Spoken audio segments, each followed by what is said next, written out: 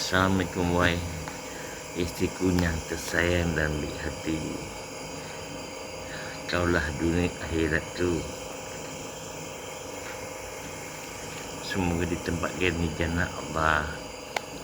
And pesan anak-anak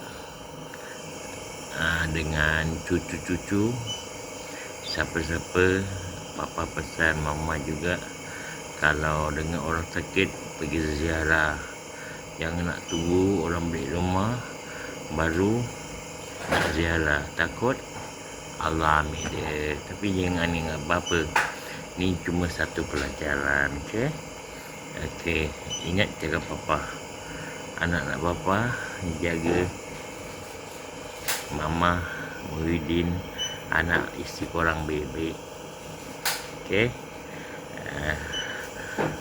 Kalau ada apa-apa masalah, asal bapa ingatkan, jangan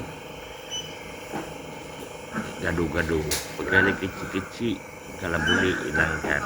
Okey, tolong antara satu sama lain.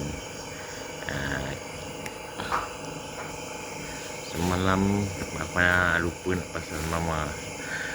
19 hari bulan 07/2026.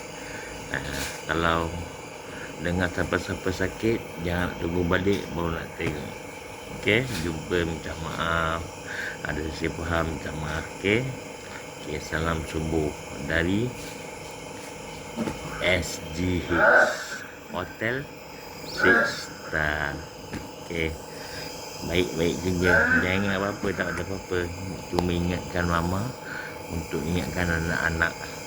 Okey, siapa-siapa sakit pergi ziarah. Okay, you all take care, stay safe.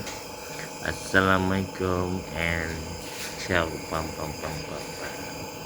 Doakan semoga hari ini dapat balik. Amin.